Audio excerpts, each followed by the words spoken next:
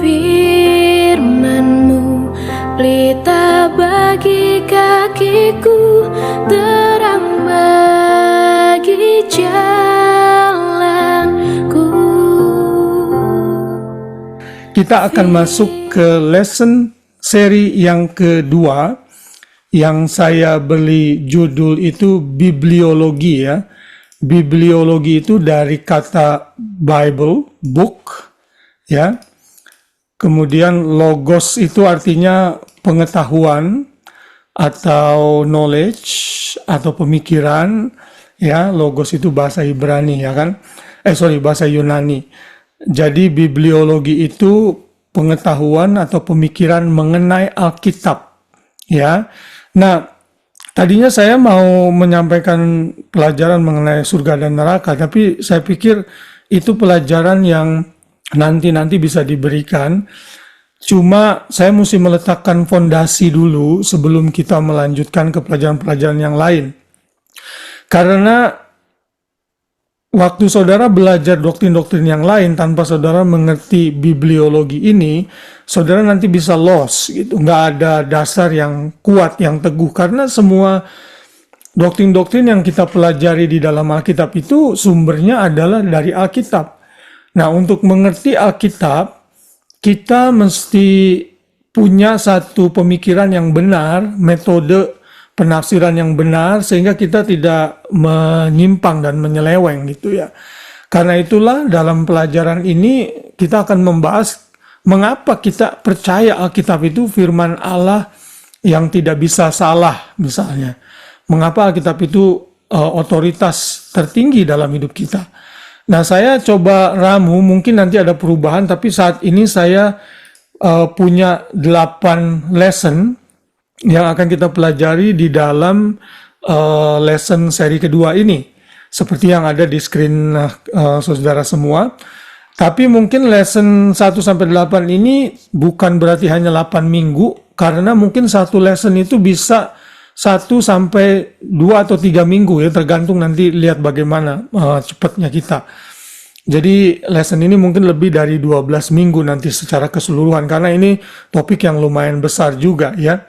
Nah, kalau kita perhatikan di outline yang ada di screen saudara, lesson pertama itu, apakah screen-nya jelas terlihat apa kurang besar?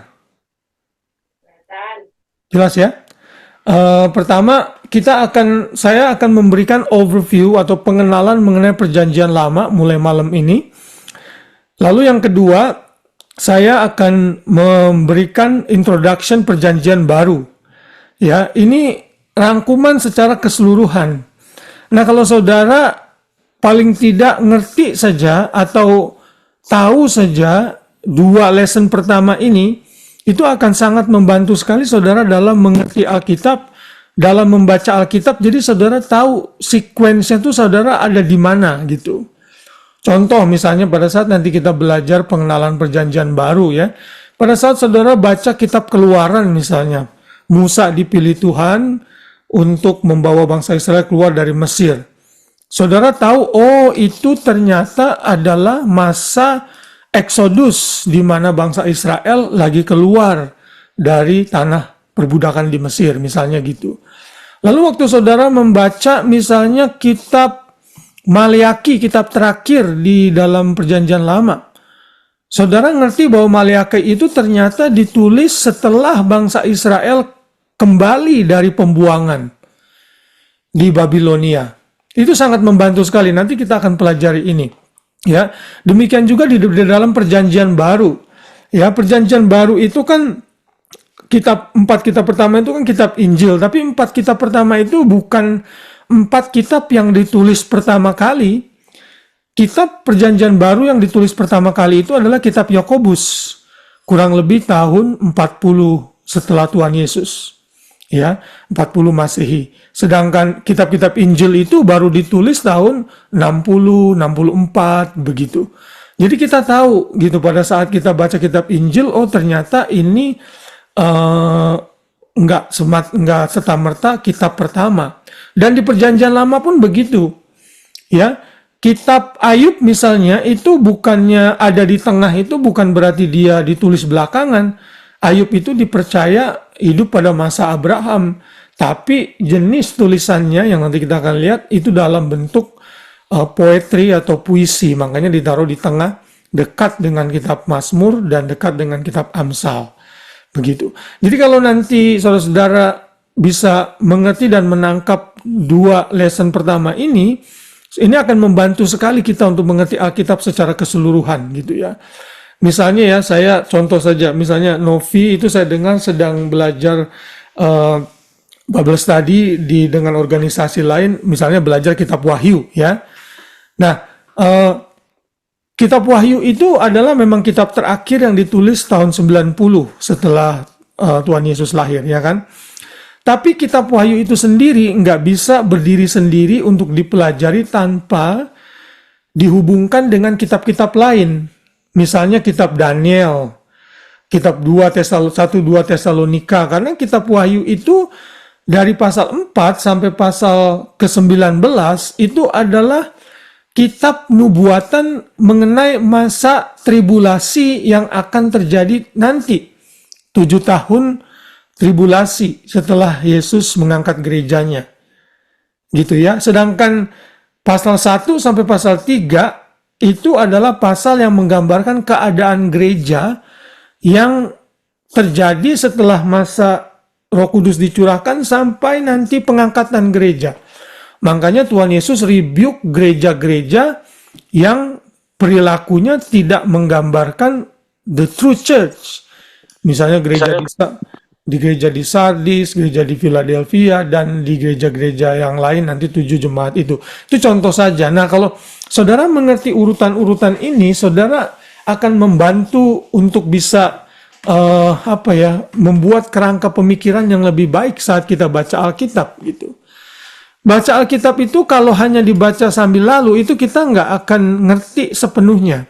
Karena itulah kita memang perlu guidance, Bible study, book, notes dari banyak sumber-sumber sehingga kita bisa mengerti. Begitu ya.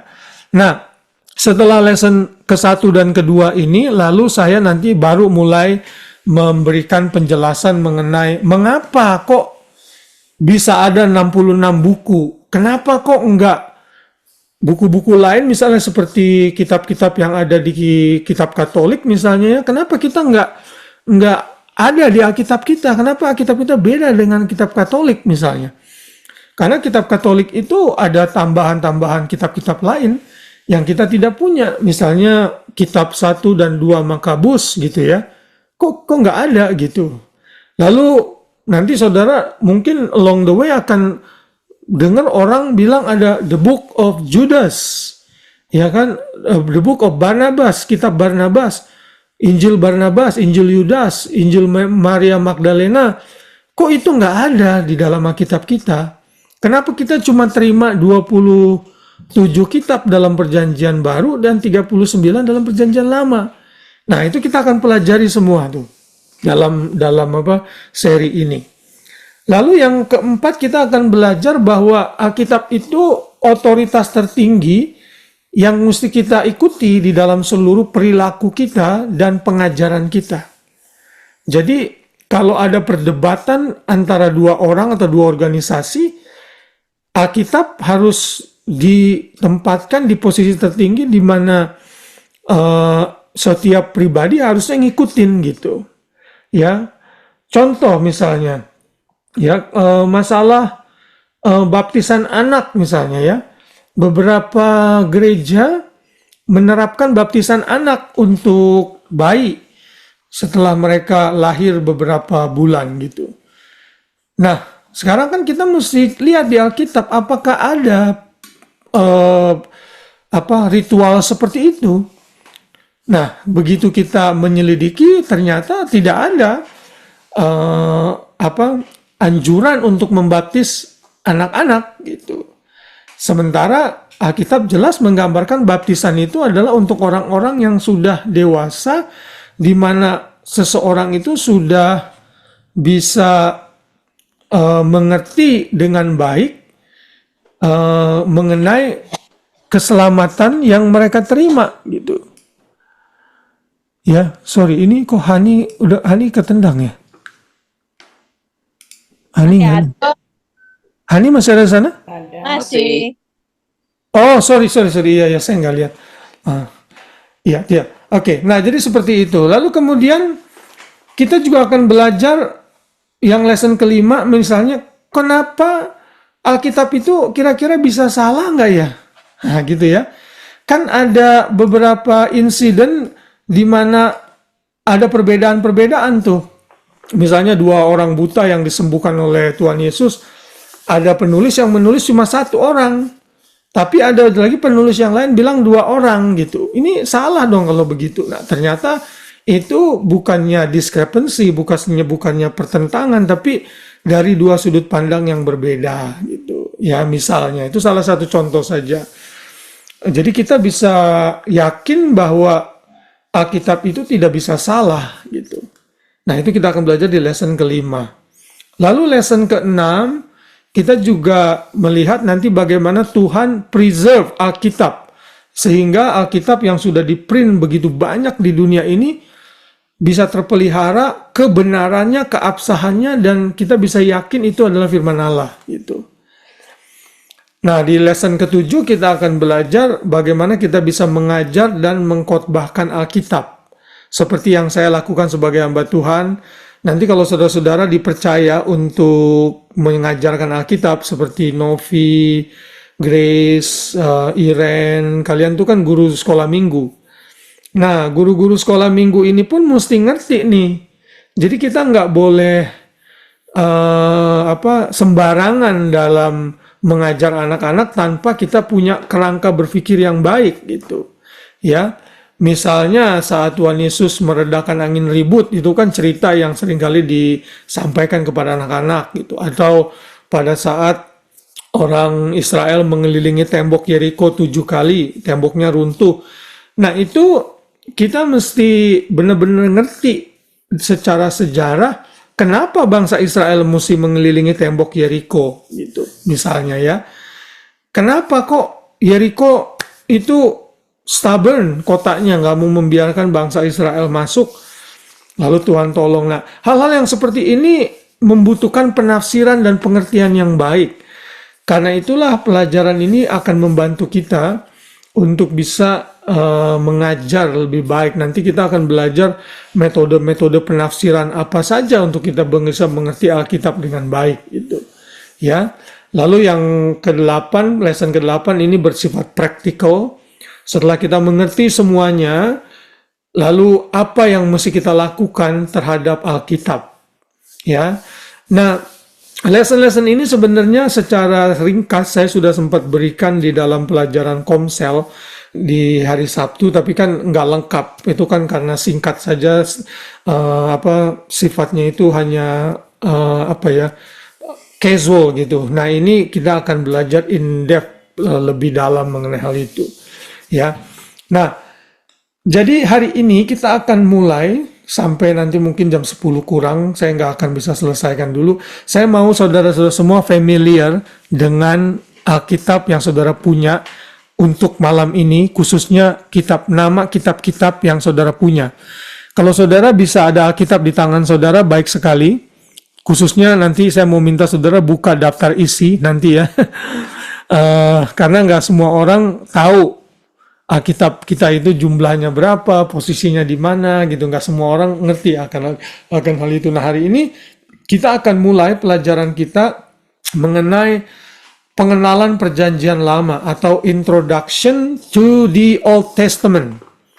Alkitab perjanjian lama saudara. Ya. Nah sebelum kita mulai, kita lihat dulu ayat yang tertulis di dalam Yesaya pasal 40 ayat 6 sampai 8. Kok ini enggak ada ya? Oh ini ya. Oke. Ya. Bisa ngelihat semua ayat-ayatnya? Bisa Pak Bisa Dede. tolong dibacakan Pak Ivan yang Yesaya 46 sampai 8, lalu Hari tolong bacakan Matius 24 ayat 35. Yesaya 40 ayat 6 sampai 8. Ada suara yang berkata, "Berserulah." Jawabku, apakah yang harus kuserukan? Seluruh umat manusia adalah seperti rumput, dan semua semaraknya seperti bunga di padang. Rumput menjadi kering, bunga menjadi layu, apabila Tuhan mengembusnya dengan nafasnya. Sesungguhnya lah bangsa itu seperti rumput. Rumput menjadi kering, bunga menjadi layu, tetapi firman Allah kita tetap untuk selama-lamanya. Amin. Silakan Hari. Di unmute dulu Hari. Matius 24 ayat 35. Langit dan bumi akan berlalu, tetapi perkataanku tidak akan berlalu. Amin. Oke. Kalau kita lihat dua ayat ini ayat yang menggambarkan menggambarkan satu kebenaran dari dua pengucapan yang berbeda. Yang pertama Yesaya pada waktu itu dari pasal 40 itu Yesaya itu memberikan penghiburan kepada umat Israel yang pada saat itu akan dibuang ke Babilonia, lalu yang 10 suku ke Assyria, tapi mereka akan memulihkan Israel. Nah, di tengah-tengah berita itu Yesaya menyatakan bahwa semuanya akan berlalu, rumput menjadi kering, bunga menjadi layu, tapi firman Allah tetap untuk selama-lamanya. Karena firman Tuhan itu tetap untuk selama-lamanya, maka tugas dan kewajiban saudara dan saya untuk mempelajari firman Tuhan. Dan apa yang sudah saudara lakukan sampai hari ini itu sangat baik sekali. Saya menghargai, appreciate sekali kemauan saudara untuk belajar firman Tuhan. Lalu Tuhan Yesus juga berkata hal yang senada. Yesus saat ini dalam Matius 24, nanti kalau saudara baca di rumah, Yesus ini berbicara mengenai akhir zaman. Ya, Matius pasal 24, 25 itu mengenai masa tribulasi yang akan terjadi suatu hari kelak nanti. Yesus berkata, bumi dan langit dan bumi akan berlalu, tapi perkataanku tidak akan berlalu. Jadi perkataan Tuhan itu kekal, tidak seperti perkataan manusia. Karena itulah kita mesti belajar Alkitab. Nah, bukan hanya itu saja, kalau saudara baca di dalam ayat yang lain, itu dinyatakan di dalam 1 Petrus 3 ayat 15, kita itu harus siap sedia memberikan jawaban terhadap iman yang kita miliki. Ya, karena orang itu kadang-kadang bertanya kepada kita, kenapa kita percaya Alkitab? Kenapa kita percaya Tuhan Yesus? Kenapa kita pergi ke gereja? Nah, hal-hal yang ditanyakan ini kadang-kadang momentumnya bisa hilang. Karena itulah saudara mesti diperlengkapi dengan pengetahuan sehingga saudara bisa menjawab setiap pertanyaan-pertanyaan yang orang lain tanya kepada saudara. Ya. 1 Petrus 3 ayat 15, tolong dibacakan Iren. 1 Petrus 3 ayat 15, tetapi kuduskanlah Kristus di dalam hatimu sebagai Tuhan, dan siap sedialah pada segala waktu untuk memberi pertanggungan jawab kepada tiap-tiap orang yang meminta pertanggungan jawab dari kamu tentang pengharapan yang ada padamu, tetapi harus salah dengan lemah lembut dan hormat. Amin, thank you. Jadi kita itu harus siap sedia memberikan pertanggungan jawab terhadap orang-orang yang bertanya kepada kita mengenai iman dan pengharapan yang ada pada kita. Kata memberikan jawab di situ, itu dari kata apologia di dalam bahasa Yunani. Apologia itu artinya dari kata itu keluar apologet, ya, apologetik. Itu memberikan jawab kepada orang mengenai iman yang dipertanyakan kepada kita. Ya, kalau saudara ke YouTube itu banyak sekali apologet baik yang Tuhan pakai di sosial media untuk menjawab orang-orang Muslim misalnya. Mereka bertanya tuh, misalnya contohnya, kalau Yesus itu Tuhan, berikan satu contoh di Alkitab yang menyatakan Yesus ngomong bahwa dia Tuhan gitu. Ya. Nah, pertanyaan itu kita jawabnya gimana tuh? Ada yang pernah dapat pertanyaan kayak gitu? Coba kalau kita ditanya kayak gitu jawabnya apa tuh, Anthony?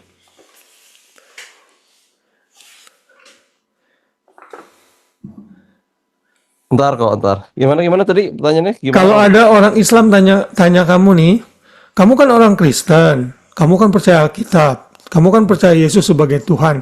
Coba berikan salah satu contoh ayat di Alkitab atau perkataan Tuhan Yesus di Alkitab yang menyatakan dia itu sebagai Tuhan.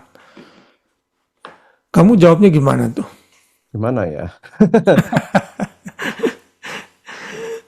Pada tricky juga nih. Pernah dengar nih waktu itu ini. Iya benar. Gimana menurut kamu? Dia kan kalau nggak salah ya, di kitab Yohanes dia bilang kan ini kata Tuhan Yesus itu bukan yang bilang pada mulanya adalah Firman. Firman itu adalah Allah. Iya. Dia kan dia bilang tuh Firman itu telah menjadi manusia. Iya. Yang di antara kita gitu kan, itu kan Tuhan Yesus sebenarnya itu mengacu kepada itu. Tapi gimana Betul. jawabnya, ya? Nah, kalau orang itu bilang lagi, tapi itu kan bukan perkataan Tuhan Yesus, itu perkataan Yohanes tuh. Gimana lagi? Bingung kan ya? Nah, benar loh saudara. Ini di dalam Alkitab itu tidak ada yang melek-melek Yesus bilang, akulah Tuhan. Nggak ada. Yang melek-melek begitu nggak ada. Tapi Tuhan Yesus banyak berkata, mengindikasikan dia itu Tuhan gitu. Contohnya Yesus bilang kan, aku dan Bapa adalah satu. Itu berarti dia Tuhan. Ya. Lalu yang kedua, Yesus bilang, sebelum Abraham ada, aku ada. Siapa nabi yang sudah ada bersama-sama Abraham? Nggak ada selain Tuhan Yesus. Tuh, kalau karena dia Tuhan, dia ada sebelum dia lahir dari kekekalan sampai kekekalan. Itu contoh saja. Lalu yang berikutnya misalnya Thomas, dari mulut orang lain ini, dari mulut orang lain bukan dari mulut Yesus ya. Thomas waktu dia tidak percaya Yesus bangkit, Yesus datang di ruangan, Yesus bilang, ini Thomas aku, kalau kamu nggak percaya cocokkan jarimu ke tangan dan lambungku dan tubuhku, dan jangan tidak percaya. Lalu Thomas bilang apa? My Lord and my God. Itu berarti Yesus Tuhan. Nah, orang Islam itu kan mau bukti-bukti yang kayak begitu kan. Padahal kita dalam belajar Alkitab, kita mesti ngerti bahwa nggak semuanya halus retelek seperti itu. Gitu. Misalnya ya, Anthony Albanese itu kan Prime Minister. Orang tahulah dia itu Prime Minister. Tapi masa iya dia kemana-mana harus bilang, saya ini Perdana Menteri loh, saya ini Perdana Menteri loh, nggak harus kayak gitu kan, konyol kan kalau kayak gitu kan. Dia datang ke Penrith, ke shopping center, kamu tahu nggak saya ini Perdana Menteri. Tapi kan semua hal-hal yang mengelilingi Albanese itu menggambarkan dia itu Prime Minister. Dia ada di foto-foto, misalnya di ruangan-ruangan yang resmi, foto yang khusus untuk Prime Minister misalnya. Ya. Nah, hal-hal seperti itu kita mesti siap memberikan pertanggungan jawab. Artinya orang-orang yang bertanya kepada kita mesti siap memberikan jawab kepada mereka. Who knows, dengan jawaban kita itu mereka akan terima Tuhan Yesus. Siapa, kita tidak tahu rencana Tuhan. Karena itulah saudara perlu mengerti firman Tuhan. Ya, itulah gunanya Bible Study. Dulu juga saya nggak ngerti banyak, tapi dengan pelan-pelan saya belajar, jadi saya bisa mengerti, oh ternyata seperti itu. Ya, nah sekarang kita move ke next slide. Oke, Alkitab itu disebut the Book of Ages. Kenapa the Book of Ages? Karena Alkitab itu berlaku di segala zaman. Sekalipun ditulis ribuan tahun yang lalu, tapi masih bisa diandalkan dan bisa dipakai menjadi pedoman hidup kita. Ya, saudara tahu ya, saya udah pernah ngomong ini di mimbar waktu saya khotbah. Kenapa orang Israel mesti menyunatkan anak-anak pada usia 8 hari? Ya. Dan ternyata menurut penelitian kesehatan, anak umur 8 hari itu sistem pembuluh darahnya sudah terbentuk dengan baik sehingga kalau pendarahan dia bisa sembuh. Di bawah itu berbahaya. Itu menurut medis, menurut kedokteran. Oh, itu berarti Alkitab itu benar-benar align dengan sains, dengan ilmu pengetahuan. Of course, align karena Tuhan sendiri yang menciptakan manusia. Dia tahu seluruh anatomi tubuh manusia. Itu semua ada di Alkitab gitu. Ya. Nah, Alkitab yang kita pegang, yang kita percaya, yang ada di handphone saudara atau yang secara fisik, itu terdiri dari 66 buku. Ya, ditulis oleh 40 kurang lebih orang, lalu ditulis dalam kurun waktu 1500 tahun, dalam 3 bahasa.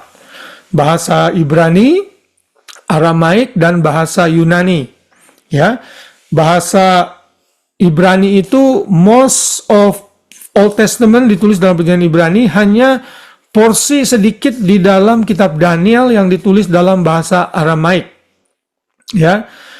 Kemudian bahasa perjanjian baru itu ditulis dalam perjanjian baru. Bahasa Yunani itu ditulis perjanjian baru ditulis dalam bahasa Yunani. Nah, Alkitab ini yang kita pegang, saudara, ini 40 orang ini ya, itu tidak tahu satu dengan yang lain, most of them gitu. Tapi mereka menulis hal yang sama. Ada benang merah yang menghubungkan mereka.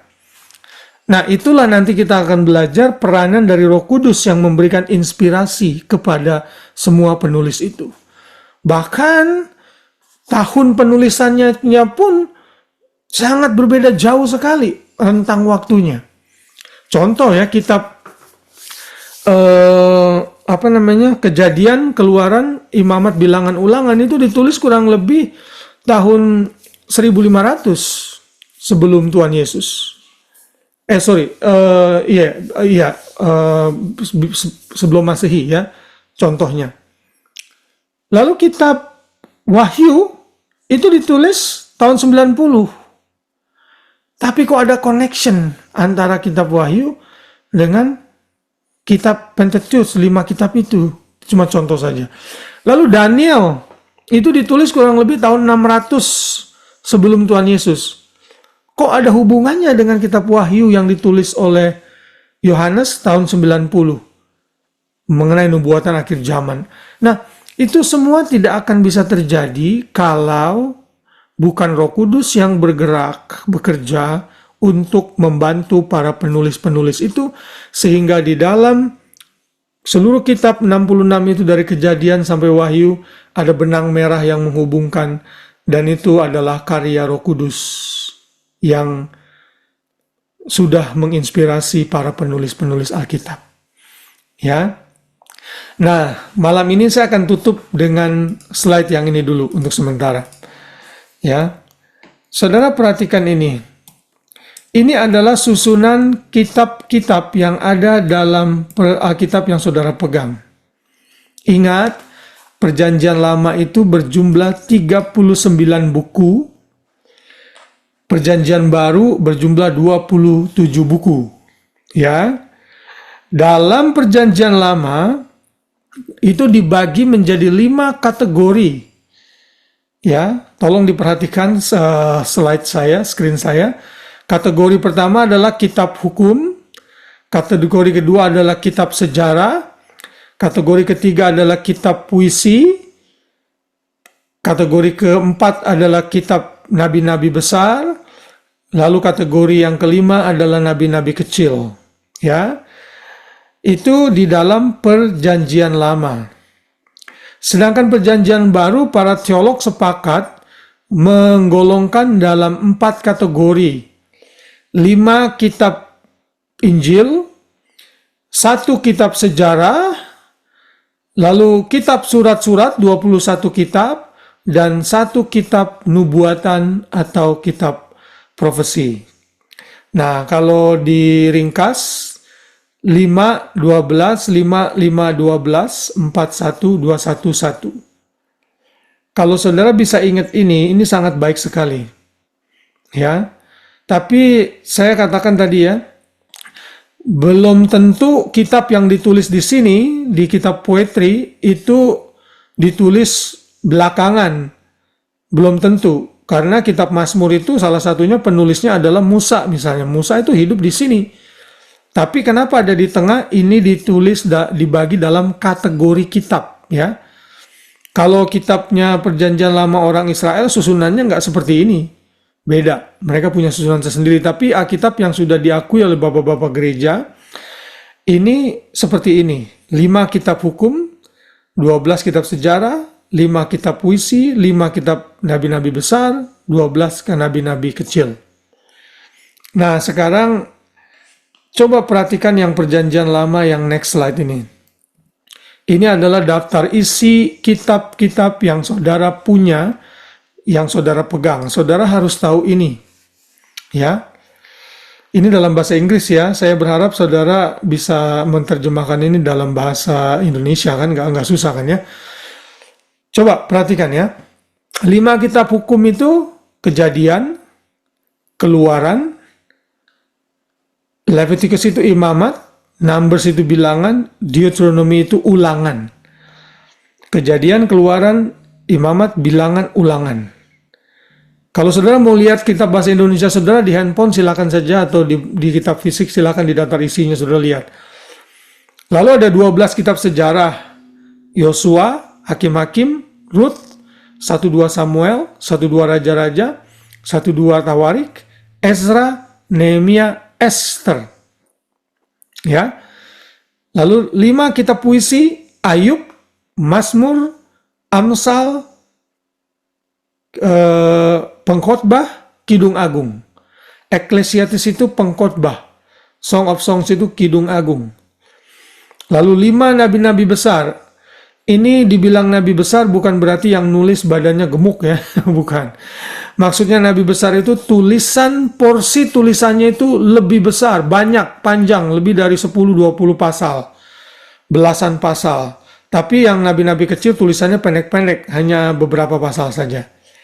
Nah, yang nabi besar itu adalah Yesaya, Yeremia, Ratapan, Lamentation itu Ratapan, Yeskiel, Daniel.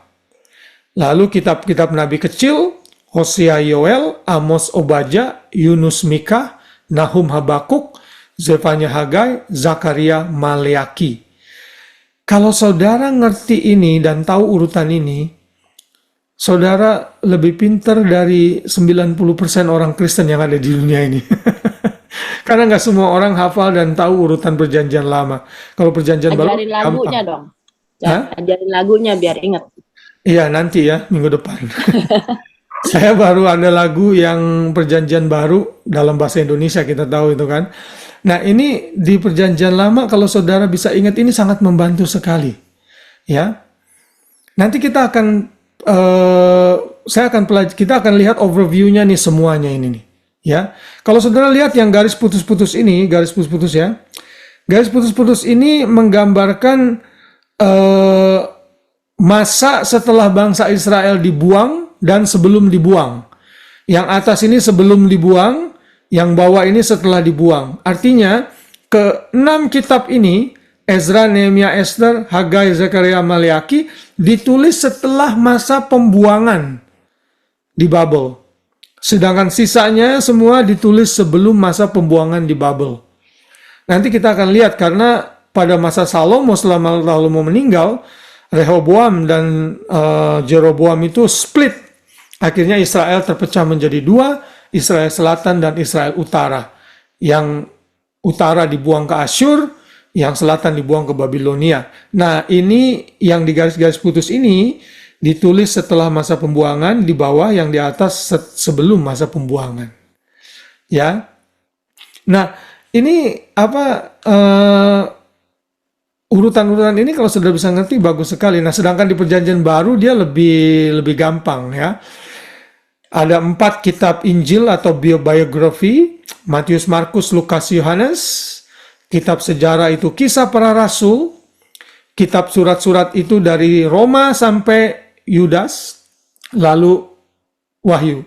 Kalau ini ada lagunya ya, ada lagu sekolah minggu ya. Matius, Markus, Lukas, Yohanes. Kisah para Rasul, Roma, Korintus, Galatia, Efesus, Filipi, Kolose, kedua Tesalonika, 1 dan 2 Timotius, Titus, Filemon, Ibrani, Yakobus, Petrus, 3 Yohanes, Yudas, akhirnya Wahyu. Nah, itu di dalam perjanjian baru. Nah, saya berharap malam ini saudara ingat saja dulu ini, di rumah nanti coba lihat daftar isinya lagi. Begitu saudara buka Alkitab perjanjian lama misalnya, oke, saya lagi baca kitab Yosua. Itu termasuk dalam jenis kitab apa ya Yosua? Oh, saudara lihat, oh ternyata Yosua itu kitab sejarah. Kenapa ini disebut kitab sejarah?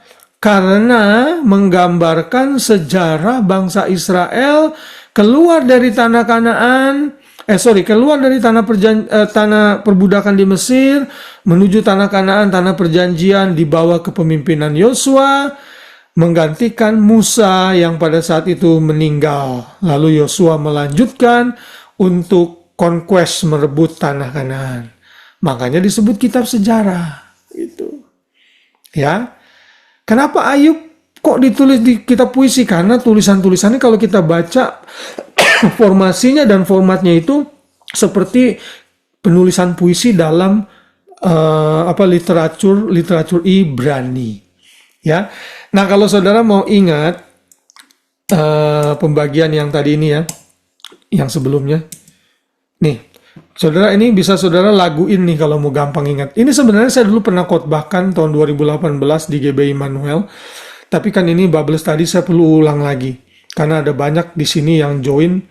Hanya menurut saya mungkin Om Anton kali yang ada pada saat itu 2008. Ada Om Anton juga. Kenapa? Om Anton juga belum ada.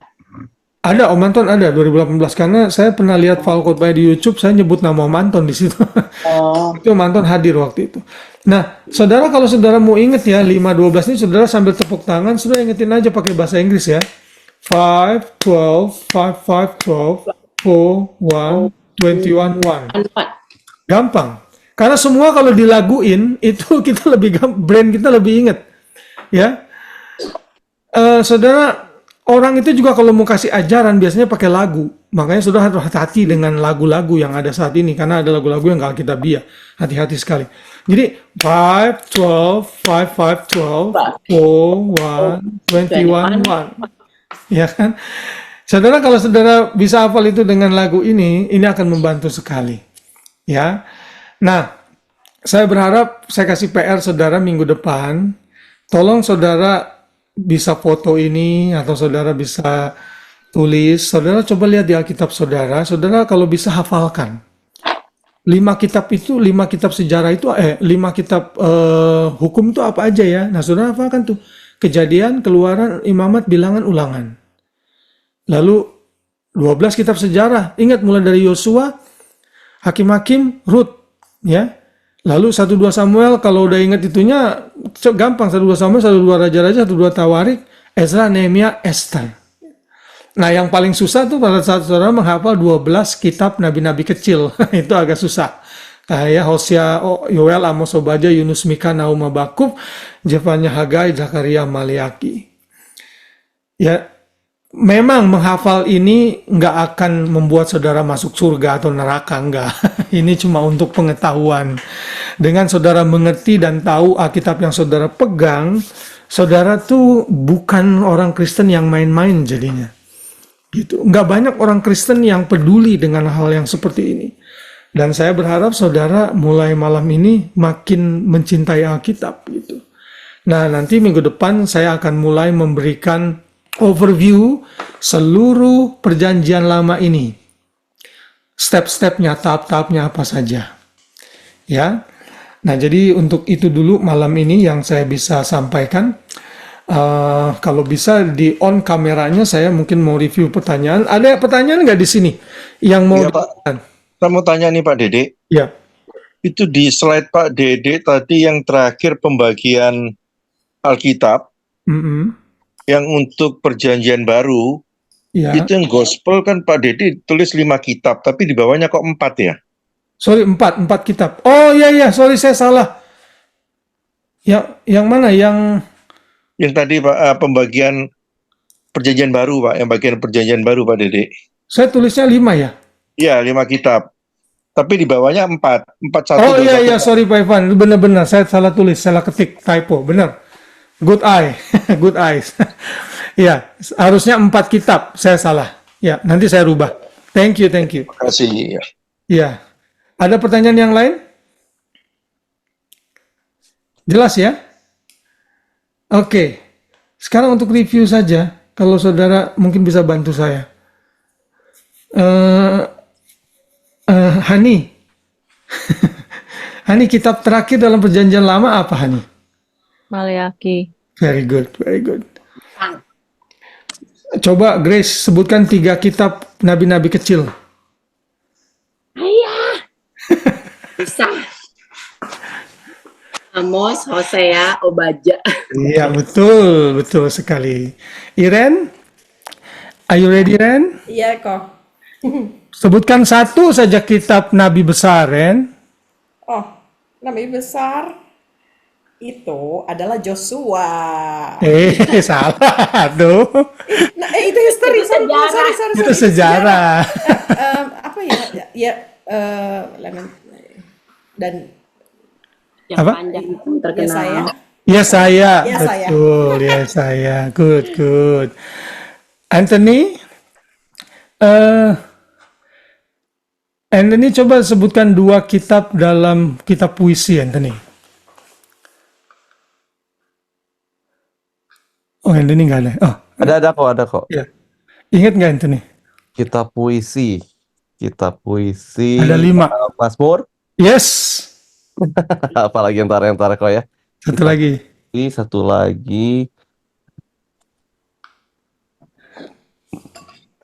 Aku bantu ya yang ditulis sama Salomo.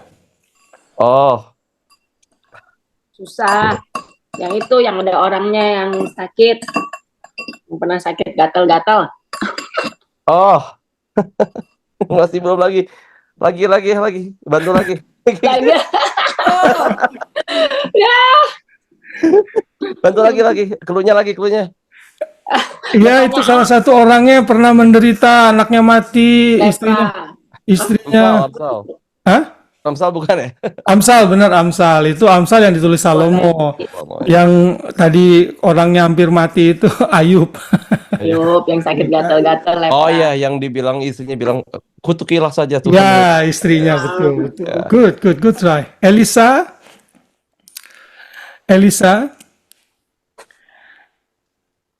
Ya, Elisa, nama kamu itu kan Elisa. Elisa itu ada di kitab mana tuh dia muncul? Kamu tahu nggak? Ingat nggak? Elisa di kitab mana ya? Sorry, ini saya Di mana, Bud? Elisa ada di kitab guess aja ya, guess.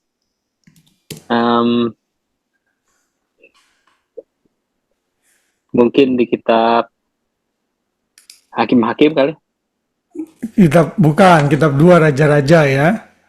Dua raja-raja. Ya, 2 Raja-Raja karena dia muncul kan menggantikan Elia pada saat itu. Oke.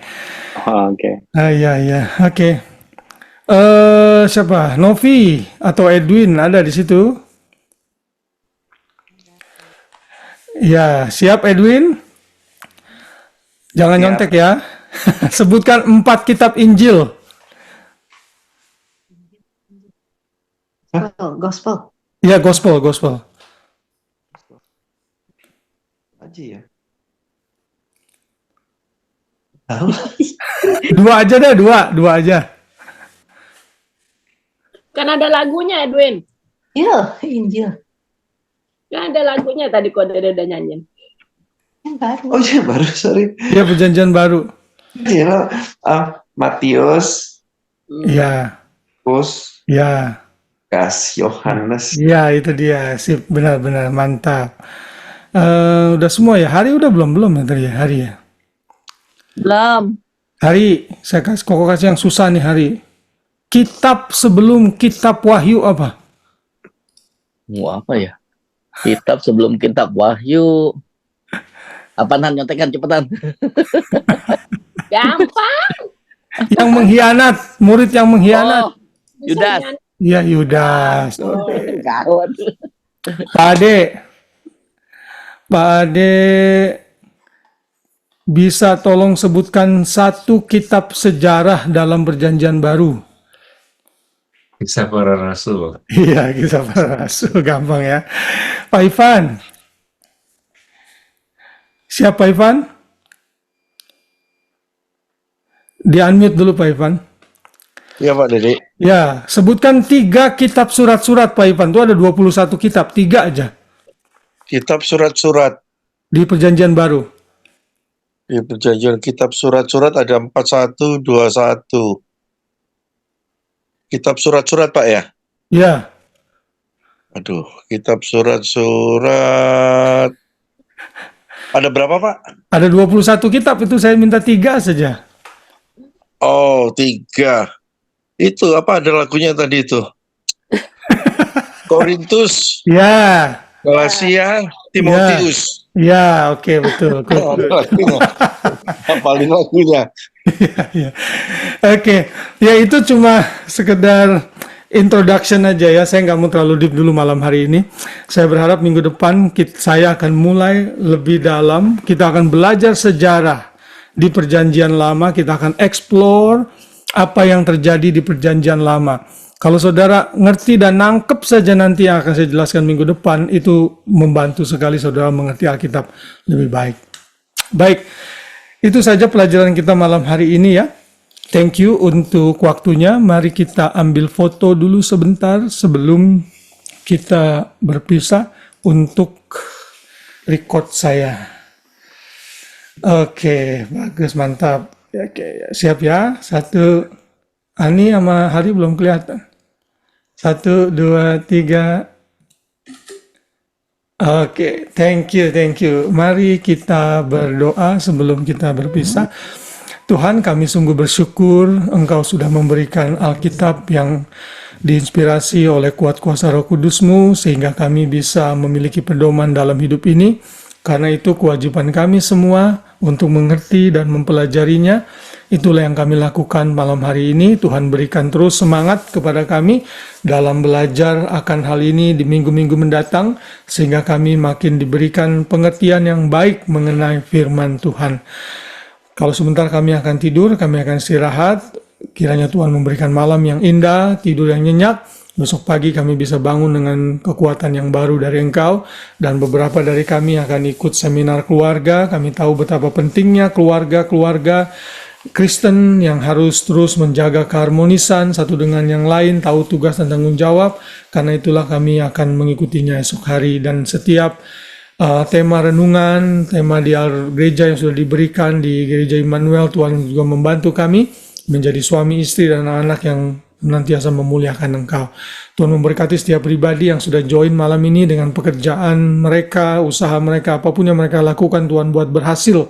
Kami percaya jadilah kami di dalam Tuhan tidak sia-sia. Mari kita angkat tangan bersama, saya memberkati saudara. Tuhan memberkati engkau dan melindungi engkau. Tuhan menyinari engkau dengan wajahnya dan memberikan engkau kasih karunia. Tuhan menghadapkan wajahnya kepadamu dan memberikan engkau damai sejahtera. Kiranya berkat dari Bapa di surga, kasih sayang yang sempurna dari anaknya Tuhan Yesus, dan persekutuan yang manis dengan Roh Kudus menyertai kita semua hari ini, sampai kita jumpa dengan Kristus saat Ia datang kembali. Yang diberkati sama-sama katakan, amin. Amin.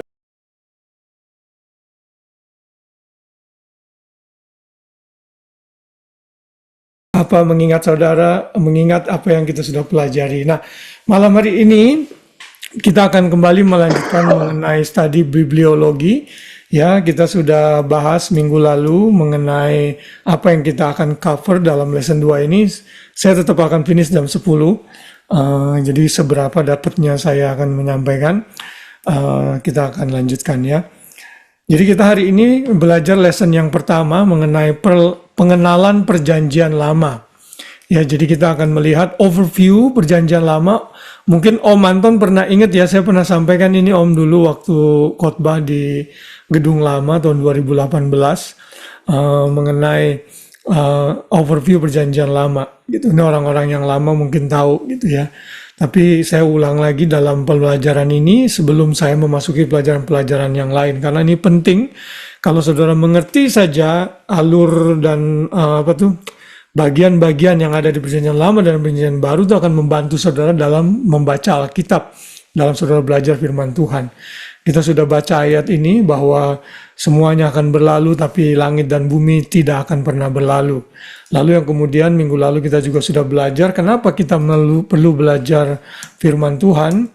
Mengapa kita perlu belajar Alkitab itu benar dan tidak bisa salah, karena kita diberikan tanggung jawab oleh Tuhan untuk memberikan jawab setiap orang yang bertanya kepada kita mengenai iman dan percaya kita. Karena itu kita harus siap sedia. Nah, lalu saya sempat menyinggung juga mengenai ada 66 buku di dalam Alkitab, ditulis oleh 40 orang kurang lebih, dalam kurun waktu 1500 tahun, dalam 3 bahasa, Hebrew, Aramaik, dan Yunani. Ibrani, Yunani, Aramaik, dan Yunani. Lalu ini pembagian jenis kitab menurut kategorinya, ya. Itu ada 5 kitab hukum, 12 kitab sejarah, 5 kitab puisi, 5 kitab nabi-nabi besar, lalu 5 kitab nabi-nabi kecil. Di dalam Perjanjian Baru 4 kitab Injil, 1 kitab sejarah, 21 kitab surat-surat, 1 kitab wahyu atau profesi, ya. Ini saya yang terakhir saya lupa, itu 1 kitab nubuatan maksudnya, ya. Nah gitu, ingat ya, saya kemarin kalau saudara mau ingat pembagian ini, saudara bisa lihat di Alkitab saudara. Ini susunan sesuai yang Alkitab saudara punya di daftar isi saudara, ya. 5, 12, 5, 5, 12, 4, 1, 21, 1. Ya, kalau saudara mau sambil tepuk tangan, minggu lalu saya katakan bisa itu ya, gampang untuk ingatnya. Ya, 5, 12, 5, 12, 4, 1, 21, 1. Ini membantu kita untuk mengerti. Jadi saudara mesti tahu saat saudara baca kitab, misalnya kitab Yesaya. Oh, ini kategorinya apa ya? Oh, dia tuh kitab nabi-nabi besar. Kenapa disebut nabi besar? Karena porsi tulisannya banyak. Lebih dari 10 pasal biasanya. Sedangkan nabi kecil, porsi tulisannya singkat sekali. Nah, itu pembagiannya. Dan ini kalau saudara lihat pembagian dalam bentuk yang lain dari segi kapan mereka, dari segi pada saat mereka dibuang ke Babilonia. Jadi ini yang digaris-garis putus-putus itu, yang atas itu ditulis sebelum masa pembuangan, lalu yang di garis putus setelah itu adalah setelah masa pembuangan, ya. Dan ini kitab Perjanjian Baru yang tadi saya sudah sebutkan ada 4 kategori, ya. Nah, Alkitab yang kita pegang ini itu ditulis dalam kurun waktu total dalam Perjanjian Lama itu mengcover 3.600 tahun. Ini tentunya saudara dari penciptaan ke Musa itu kurang lebih 1.500 tahun. Itu tidak ada record Alkitab dicatat pada masa itu. Setelah Musa lahir, lalu Musa dipercaya untuk memimpin bangsa Israel keluar dari Mesir, lalu saat mereka berada di padang gurun Moab, itulah Musa menulis 5 kitab, Kejadian, Keluaran, Imamat, Bilangan, Ulangan. Nah, kelima kitab itu menjadi pedoman untuk seluruh kitab-kitab yang ada di seluruh Alkitab yang kita pegang. Misalnya kitab Kejadian, ya, Tuhan itu baru menyatakan kepada Musa secara langsung 1.500 tahun kemudian. Tidak ada saksi mengenai penciptaan. Karena itulah Tuhan harus memberikan revelation secara langsung kepada Musa. Nah, Perjanjian Lama mengcover agak panjang, 3.600 tahun. Tetapi di dalam Perjanjian Baru, yaitu hanya 100 tahun, 27 buku. Jadi mulai dari tahun 1 Masehi sampai tahun 90 kurang lebih, karena kitab Wahyu yang ditulis oleh Yohanes itu ditulis kurang lebih tahun 90. Kitab Injil itu ditulis kurang lebih tahun 60-an. Nah, kitab pertama yang dipercaya ditulis di Perjanjian Baru adalah kitab Yakobus. Itu kurang lebih pada tahun 40 atau 45, dari tahun 40 sampai 45 setelah Tuhan Yesus. Nah, jadi bukti-bukti sejarah ini bukti yang sangat dekat dengan peristiwa yang terjadi di dalam kehidupan Tuhan Yesus. Makanya kalau saudara nonton YouTube itu ya, si Pendeta Esra Soru debat dengan si gendeng Kainama itu yang nggak ngerti apa-apa, dia bilang Yesus itu nggak mati, Yesus itu nggak bangkit gitu. Dia pakai data-data yang tidak bisa dipertanggungjawabkan. Nah, orang kalau mau membantah record tentang kematian kebangkitan Yesus misalnya ya, mereka harus terima Alkitab. Karena Alkitab itu dokumen sejarah yang dicatat sangat dekat dengan peristiwa kematian dan kebangkitan Tuhan Yesus.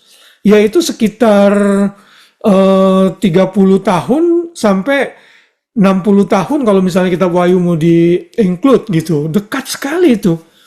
Lalu misalnya ada orang keluar bilang 700 tahun kemudian Yesus nggak bangkit, Yesus nggak mati. Ya kita nggak mungkin terima yang 700 tahun kemudian dong. Kita pasti terima yang record yang terdekat gitu. Jadi kalau misalnya ada orang menulis hidup saya mati tahun 2024, buku yang keluar tahun 2025 itu lebih dipercaya merekod mengenai saya daripada nanti ada orang nulis tahun 2050 baru nulis tentang ada seorang yang bernama Dede bla bla bla bla bla. Nggak akan dipercaya dia. Karena yang terdekat lah yang kita ambil. Nah, inilah yang kitab yang saudara punya. Jadi ingat, saudara punya 66 kitab ya. 39 perjanjian lama dan 27 perjanjian baru.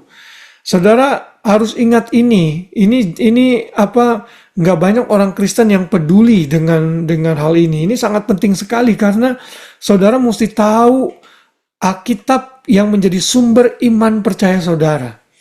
Kalau saudara nggak tahu dan nggak ngerti, kita malu nanti ditanya orang ya. Karena kita harus mempertanggungjawabkan iman percaya kita. Nah, mari kita akan masuk sekarang ke the main game-nya, yaitu mengenai kita akan melihat overview atau introduction perjanjian lama secara mendetail ya. Ini agak panjang. Jadi saya take time saja, saya nggak mau terlalu terburu-buru biar saudara nggak bingung dan confused. Yang pertama dalam slide ini, kalau kita mau bagi dua, perjanjian lama kita belah jadi dua bagian, itu cuma ada ini bagiannya. Kejadian 1 sampai 11, lalu kejadian 12 sampai kitab Maliaki. Ini pembagian secara general. Ya, kejadian 1 sampai 11 itu mencakup sekitar 2000 tahun. Ini menjelaskan manusia secara umum, mulai dari Adam dan Hawa sampai nanti menara Babel, ya. Kemudian ada keseluruhan kejadian 1 sampai 12 mencakup keseluruhan floodlight. Floodlight itu kita melihat secara garis besar. Lalu yang berikutnya didominasi oleh kejadian-kejadian atau peristiwa-peristiwa yang terjadi pada saat itu. Ya. Nah, lalu di kejadian 12 sampai Maliaki ini juga mencakup 2000 tahun, yaitu fokus kepada keluarga Abraham. Maka itu dilihatnya secara menyempit, yaitu bangsa Israel. Ya, sehingga yang dinominasi oleh orang-orang yaitu 12 suku Israel. Jadi kalau saudara mau membagi perjanjian lama dalam bentuk dua bagian, saudara ingat saja kejadian 1 sampai 11, lalu kejadian 12 sampai kitab Maliaki yang ditutup pada akhir kitab perjanjian lama. Ya. Nah, tapi kan ini kan terlalu singkat, terlalu ringkas. Kalau kita mau mengerti lebih dalam, kita harus membagi menjadi beberapa bagian. Dan saya berikan pembagian yang kedua, ini lebih detail, menurut para teolog disetujui paling mendekati seperti ini. Ada 9 bagian, ya, yang dibagi dalam kitab perjanjian lama. yaitu 1. Masa kuno atau primeval, 2. Masa patriarchal, masa bapak-bapak leluhur Israel, kemudian yang berikutnya masa Exodus atau masa keluaran, di mana bangsa Israel keluar dari perbudakan di Mesir menuju tanah perjanjian, tanah Kanaan.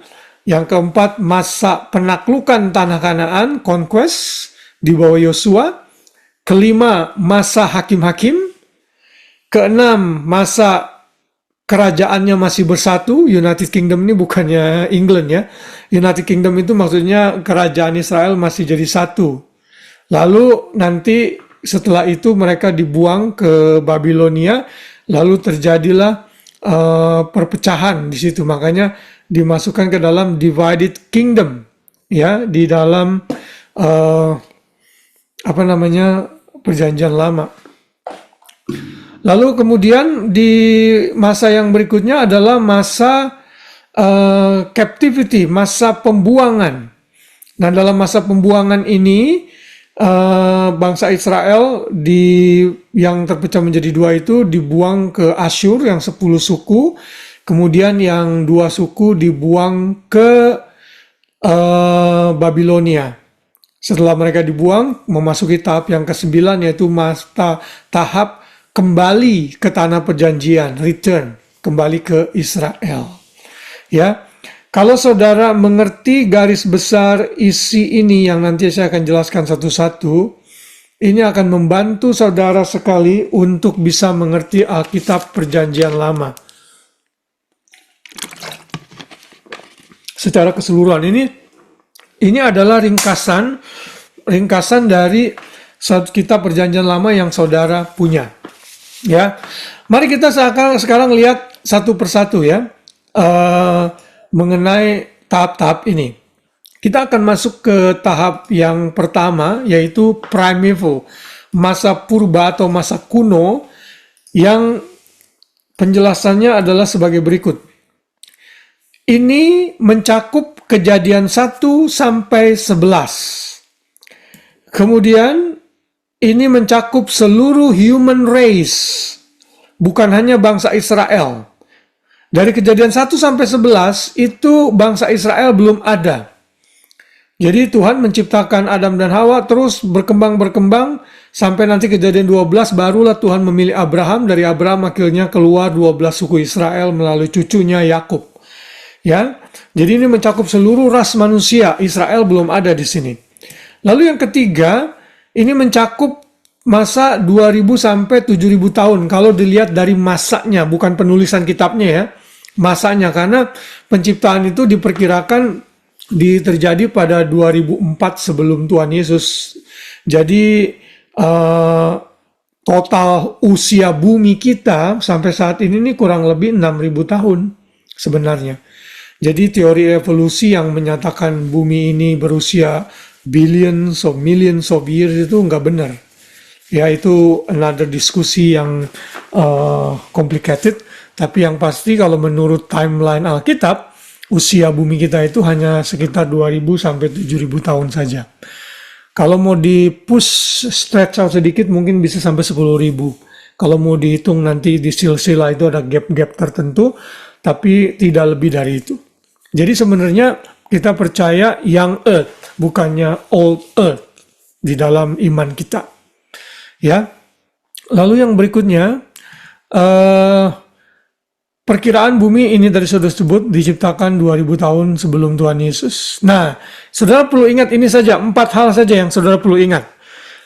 Di dalam Kejadian 1 sampai 11 ada 4 event terbesar yang terjadi, yaitu penciptaan, kejatuhan manusia, air bah, menara Babel. Ingat ya? Penciptaan, kejatuhan manusia, air bah, menara Babel. Ini 4 peristiwa besar yang terjadi yang dicatat dalam Kejadian 1 sampai Kejadian pasal 11. Ya. Sekarang kita lihat yang pertama. Kita sudah tahu semua, Tuhan menciptakan segala sesuatu dalam 6 hari. Pada Kejadian 1 sampai Kejadian 2, ya. Tuhan menciptakan langit bumi dan segala isinya. Ini summary-nya. Hari pertama Tuhan menciptakan terang, hari 2 Tuhan menciptakan air dan cakrawala, hari ketiga Tuhan menciptakan tumbuh-tumbuhan, hari keempat benda-benda langit, hari kelima ikan-ikan, burung-burung di udara, binatang-binatang yang ada di laut, hari keenam Tuhan menciptakan binatang-binatang yang di darat, dan menciptakan manusia. Ini penciptaan, saudara, yang dicatat dalam Kejadian pasal 1 sampai 3. Dan hari ini ada orang lagi yang berdebat mengenai flat earth. Ada orang yang percaya bahwa bumi itu katanya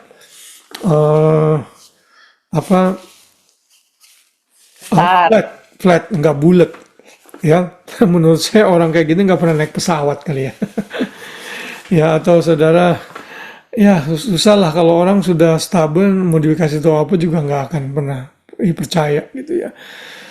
Bahkan di kitab Ayub juga dinyatakan apa gitu, saya lupa.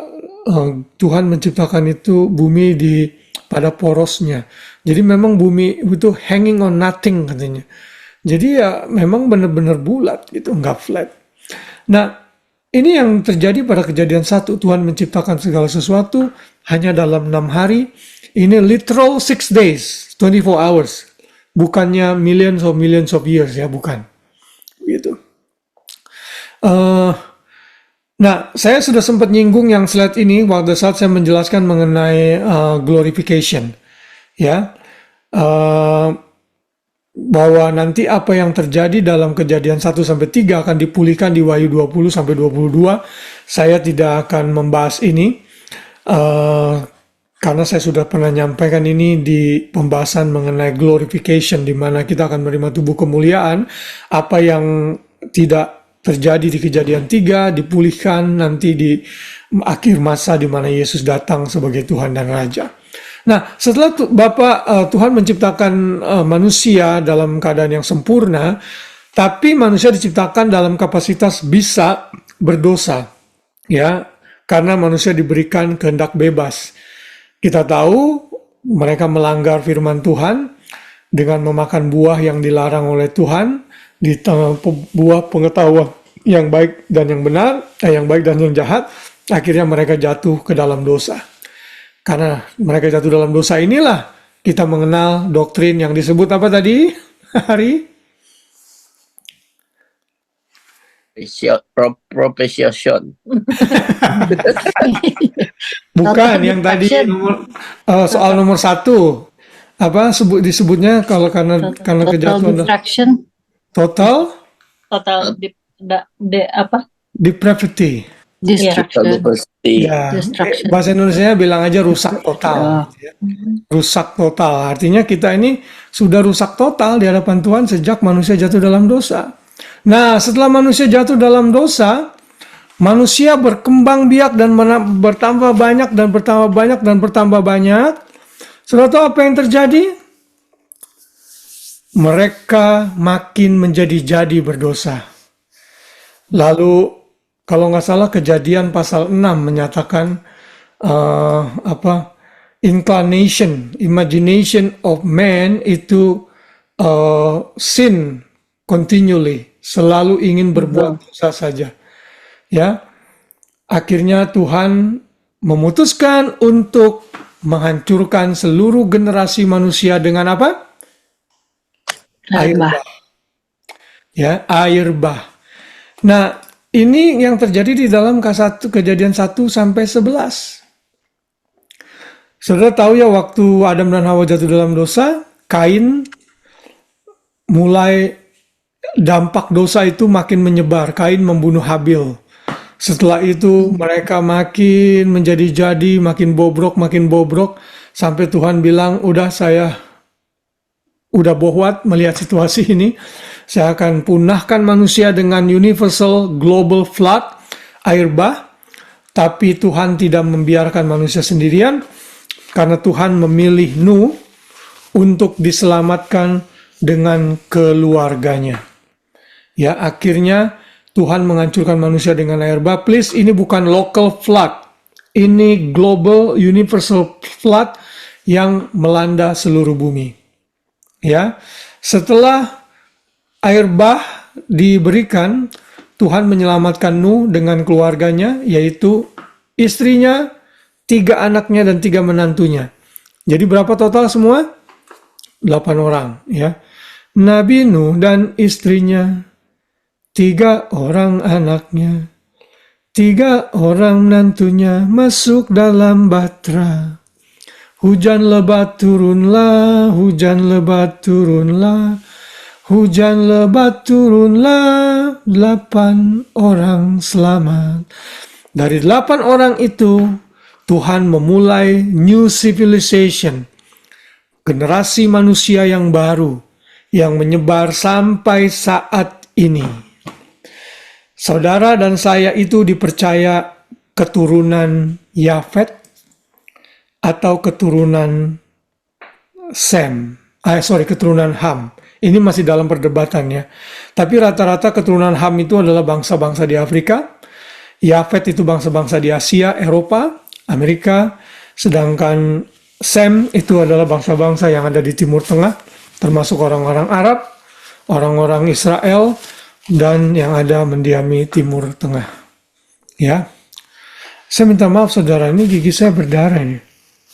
Saya lagi pakai itu treatment gigi, pakai apa namanya kayak kawat gigi itu, Invisalign.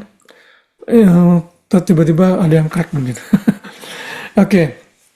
Kelihatan nggak tuh di kamera saudara gigi saya berdarah? Kelihatan ya? Sorry ya. Ini saya mesti copotin dulu sebenarnya, tapi tanggung lah. Baik, jadi setelah air bah ini, Nuh keluar dari bah, lalu Nuh mabuk, ingat ya? Lalu siapa yang menutupi kemaluan Nuh? Menantunya. Anaknya dong, anaknya. Iya, anak yang mana? Sem ya. Ya, jadi Ham itu menertawakan. Ya, saya menutupi kemaluan papanya. Dan setelah itu manusia terus berkembang setelah air bah. Lalu kemudian muncul satu orang pada saat itu yang bernama Nimrod. Nah, Nimrod ini memprakarsai untuk mendirikan menara Babel. Ya. Nah, saudara, Tuhan itu memerintahkan manusia untuk tercerai-berai, penuhi bumi. Tapi Nimrod berkata, mari kita membangun menara untuk membuat nama, untuk nama kita sendiri. Tuhan nggak mau kayak gitu, mereka berkumpul satu tempat, Tuhan nggak mau. Tuhan mau mereka penuhi bumi. Tapi toh Nimrod melanggar, akhirnya mereka bangun menara yang katanya puncaknya biar sampai tinggi ke langit, mau menyamai Tuhan. Tuhan marah, lalu apa yang Tuhan lakukan? Tuhan Mengacaukan bahasa mereka, sehingga muncullah Assalamualaikum, Annyeonghaseyo, apa kabar, kamusta, semua bahasa-bahasa yang kita kenal itu muncul dari menara Babel. Mungkin ya kalau kita adopsi pakai construction saat ini, orang minta tolong ambilin obeng, dikasihnya palu, gitu. Karena bahasanya beda. Ya, nah dari situ akhirnya yang satu bahasa kumpul sama-sama, akhirnya menyebar ke seluruh dunia sampai saat ini. Nah, itulah yang terjadi di dalam Kejadian pasal 1 sampai 11. Kalau saudara membaca di dalam Kejadian pasal yang ke 10 atau 11 ya. Ke 10, saudara akan melihat silsilah di situ. Dan 11 ya, silsilah mengenai keturunan-keturunan yang ada dari Sem, Ham, dan Yafet, pasal 11. Nah, jadi untuk malam ini saudara ingat saja, ya, saya review sebentar ya.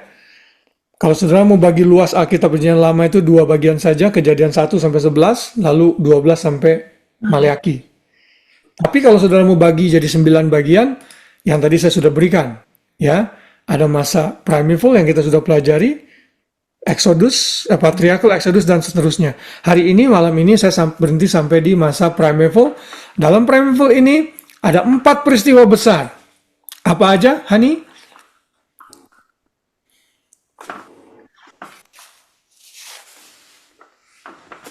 Sorry kok. Pertanyaannya kok, ulangin kok. Dari Kejadian 1 sampai 11, Koko tadi sebut ada 4 event besar di dalam Kejadian 1 sampai 11. Apa aja? Penciptaan, Yes. kelahiran, Kejatuhan. ya, kelahiran, kejatuhan, Air bah sama Bahtera Nur. Abel. Ya, air bah dan menara Babel. Ya, itu 4 peristiwa. Kalau saudara ingat ini benar-benar ringkas loh. Padahal itu 11 pasal dan waktunya panjang. Kalau saudara ingat ini saja, itu membantu saudara. Oke, Kejadian 1 sampai 11 itu cuma ada 4 peristiwa. Penciptaan, kejatuhan, air bah, menara Babel. Udah, that's it. Nanti yang bagian kedua, patriarkal, kita akan pelajari lagi minggu depan dan seterusnya. Mudah-mudahan minggu depan saya bisa selesaikan bisa seluruh perjanjian lama. Kalau enggak kita lanjutkan lagi. Saya mau ini text time biar saudara bisa nancep gitu ya. Enggak rush begitu. Oke, sampai sini dulu. Kalau ada pertanyaan, silakan. Kalau tidak ada, kita tutup dalam doa. Jelas ya? Berdarah. Kenapa? Berdarah bibitnya. Iya, sorry banget nih. Iya. Saya cuma mau nanya satu aja tadi, Dik. Ini kalau Ya. yang lain mau nanggepin nggak apa sih. Yang mana yang duluan? Ayam atau telur? Ayam lah, kan Tuhan Yesus menciptakan binatang, bukan menciptakan telur. Iya benar-benar. Ini memang jadi pertanyaan orang-orang yang suka nggak ngerti firman Tuhan ya. Ya, karena kan Alkitab bilang bukan jadilah telur kan enggak.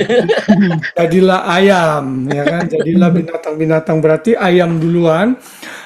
Pada saat Tuhan menjadikan ayam, Tuhan tahu ayam itu punya kapasitas untuk bertelur. Jadi pada saat Tuhan menciptakan ayam, Tuhan ciptakan berpasang-pasangan. Ya, enggak cuma satu. Kalau enggak, bagaimana mereka dong berbuahnya? Sama waktu mereka masuk ke Bahtera Nuh, makanya Tuhan bilang apa? Bawa semua binatang-binatang yang pasang-pasangan. Tapi gimana tuh dengan ikan hiu, ikan paus, ya ditaruh di mana di Bahtera tuh? Kan binatang darat. Iya. Ya, Itu saya cuma teasing saudara aja. Ya kan mereka bisa berenang lah di air bah. Iya. manusia makanan hiu. Oh iya, dinosaurus bagaimana? Dinosaurus taruh di mana itu di Bahtera? Ketinggalan kegedean kok. Kebanyakan. Punah. Coba, ayo jawaban yang lain. Dinosaurus ditaruh di mana, Manu? Ada yang tahu? Jadi, not necessarily binatang yang dimasukkan ke Bahtera itu benar-benar dalam mature age. Bisa jadi Nuh masukin yang masih baby. Jadi tetap dinosaurus itu tetap dimasukin ke dalam Bahtera, tapi bukan yang fully mature. Saya yakin Tuhan kasih pengertian kepada Nuh mana dan bagaimana cara binatang itu masuk gitu. Ya kan ada juga binatang jerap. Kalau jerap sih mungkin masih muat deh ya karena kecil kan. Kalaupun yang baby juga masih bisa lah gitu. Karena kan Bahtera itu besar. Makanya saya kalau ada berkat ya, next saya ke Amerika, saya harus pergi ke Kentucky itu, Noah's Ark itu. Yang saya pasti akan pergi next kalau saya ke Amerika. Itu benar-benar replikanya Bahtera Nuh yang diciptakan sesuai ukuran yang ada di Alkitab. Kemudian di situ juga ada Creation Museum itu. Saya senang tuh yang begitu-begitu ya, belajar banyak mengenai Alkitab. Nah, tapi pada saat dinosaurus keluar dari Bahtera, mereka berkembang biak tapi tidak bertahan karena climate dan lain sebagainya, akhirnya punah. Itu seperti yang kita tahu sekarang ini udah nggak ada lagi. Ya. Oke, itu sekedar pengetahuan buat kita. Ada lagi pertanyaan? Nggak ada ya? Oke. Boleh nanya? Iya silakan. Yang kalau yang di Perjanjian Lama sebelum Tuhan Yesus datang itu kayak yang di air bah, mereka gimana tuh nasibnya kok? Apakah apa waktu Tuhan Yesus yang mati di kayu salib, terus Tuhan Yesus yang menginjili ke itu ke dunia orang mati itu? Oh, oke. Oh, maksud kamu orang-orang yang mati yang dihukum itu? Sebelum Tuhan Yesus. Oke. Kalau menurut kesaksian Alkitab, pada saat Tuhan menyelamatkan Nuh dan keluarganya, yang benar-benar selamat itu cuma Nuh dan keluarganya. Jadi yang lain itu dihukum. Dihukum itu karena mereka memang jahat dan tidak percaya kepada Tuhan. Makanya Nuh selama membuat Batra itu, Nuh menyampaikan berita kebenaran selama 120 tahun dia membuat Batra itu. Tapi toh tidak ada juga yang percaya, bahkan malah diejek-ejek kan, mana kamu nggak pernah ada hujan dan lain sebagainya, ngapain bangun Batra di atas gunung lagi. Tapi toh Nuh tetap setia. Nah, Koko percaya pada saat Nuh membangun Batra itu hanya Nuh dan keluarganya yang diselamatkan, yang lain tidak. Nuh diselamatkan dengan apa? Dengan karya Kristus, dengan melihat ke depan, ya. Itu yang kita udah pelajari dalam pelajaran yang sebelumnya, ingat ya. Sama seperti Abraham, Musa dan lain-lain melihat ke depan, saved by projection, sementara yang kita saved by looking back. Gitu. Nah, ayat yang di Petrus yang mengatakan Yesus ke dunia orang mati itu bukannya untuk menginjil, tapi menyatakan kemenangan atas seluruh roh jahat di kayu salib. Makanya di dalam ayat itu dikatakan Yesus proclaiming kepada orang yang sebentar, kalau Koko bisa lihat ayatnya ya, sebentar ya, ada di dalam Petrus kalau nggak salah ya. Petrus. 1 Petrus apa 2 Petrus 3 ya, lupa saya. Sebentar ya. Kalau nggak salah 2 Petrus 3. Iya, 2 Petrus 3 nih.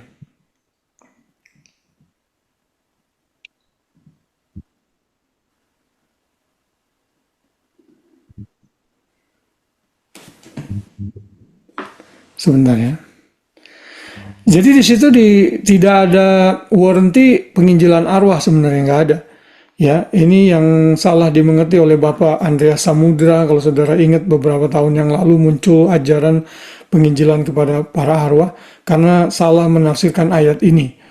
Ya, itu ada di dalam 2 Petrus 2, sorry. Ayat 5. Dan jikalau Allah tidak menyayangkan dunia purba, oh sebentar.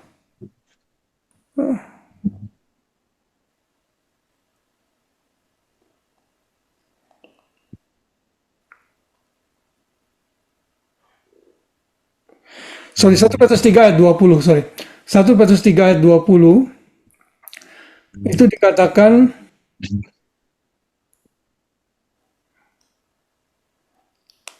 yaitu kepada roh-roh yang dahulu pada waktu Nuh tidak taat kepada Allah, ketika Allah telah menantikan dengan sabar waktu Nuh sedang mempersiapkan baterainya, di mana hanya sedikit, yaitu 8 orang yang diselamatkan oleh air bah itu.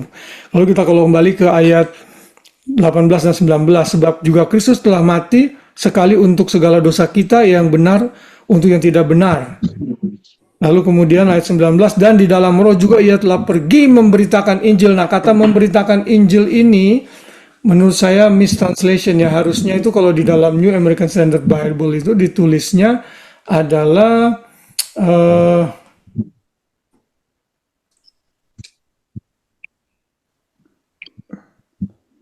proclamation and made proclamation to the Spirit. Jadi justru Yesus di situ menyatakan kemenangannya, bukan memberitakan Injil sehingga orang-orang itu ada kemungkinan bisa selamat. No, enggak. Itu cuma pernyataan kemenangan Tuhan Yesus atas musuh-musuhnya setelah dia mati di kayu salib. Gitu. Ya, jelas ya Nov ya. Berarti mereka tuh walaupun mereka hidup di zaman yang maksudnya Tuhan Yesus belum di kayu salib dan bangkit itu, tapi mereka punya the same chance untuk bertobat sama kita sekarang ini. Maksudnya waktu mereka hidup gitu, mereka dikasih kesempatan yang sama untuk terima Tuhan seperti kita gitu. By looking ahead. Ya, makanya Nuh kenapa percaya? Karena dia looking ahead. Makanya di dalam Ibrani pasal 11 itu kan dibilang karena iman Nuh mempersiapkan bahtera gitu kan. Nah itu kan menunjukkan bahwa Nuh melihat ke depan apa yang terjadi di masa depan, makanya dia percaya gitu. Sedangkan orang-orang yang tidak masuk bahtera dihukum gitu. Ya. Thank you. Oke, good. Oke, kita lanjutkan minggu depannya. Mari kita ambil foto dulu untuk record saya. Tolong dinyalakan kameranya.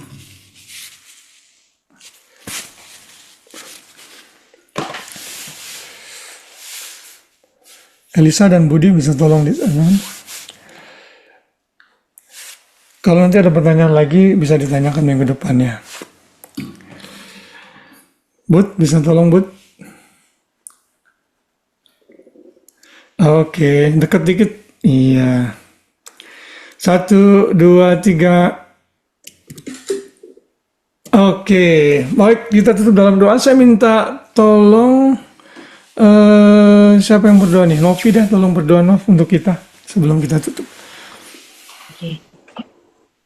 Bapak yang Maha Pengasih dan Penyayang, Tuhan, terima kasih buat kesempatan kami untuk belajar kebenaran-Mu lebih dalam lagi. Kami berdoa Tuhan, biar melalui pembelajaran ini Tuhan, kami mengenal Engkau dan pribadi-Mu lebih lagi, sehingga kami mengerti bahwa Engkau adalah Allah yang penuh kasih dan Allah yang setia, Tuhan, Allah yang nggak pernah mengingkari janji-Mu, dan Allah yang benar-benar yang kami bisa taruh iman kami di dalam Engkau Tuhan. Biarlah Tuhan melalui pembelajaran ini kami semakin dewasa dan kami semakin mengerti bagaimana kami bisa membagikan kebenaran-Mu kepada orang sekitar kami Tuhan. Biarlah pembelajaran ini kami bawa dan kami hidupin Tuhan sehingga kami juga menjadi berkat buat orang sekitar kami Bapa. Dalam nama-Mu Tuhan kami berdoa, mengucap syukur, kami mohon Tuhan berikan kami istirahat yang cukup juga Tuhan, sehingga kami dapat kembali bangun besok dengan tubuh yang sehat, sehingga kami dapat melanjutkan aktivitas kami Tuhan. Dalam nama Tuhan Yesus kami berdoa dan mengucap syukur. Haleluya. Mari kita angkat tangan bersama, saya memberkati saudara. Tuhan memberkati engkau dan melindungi engkau. Tuhan menyinari engkau dengan wajahnya dan memberikan engkau kasih karunia. Tuhan menghadapkan wajahnya kepadamu dan memberikan engkau damai sejahtera. Kiranya berkat dari Bapa di surga, kasih sayang sempurna dari anaknya Tuhan Yesus, dan persekutuan yang manis dengan Roh Kudus menyertai kita semua hari ini sampai kita jumpa dengan Kristus saat Dia datang kembali. Yang diberkati sama-sama katakan. Amin. Amin. Oke. Selamat malam semuanya. Thank you for joining. See you next week ya. See you next week. Thank you semua. Bye.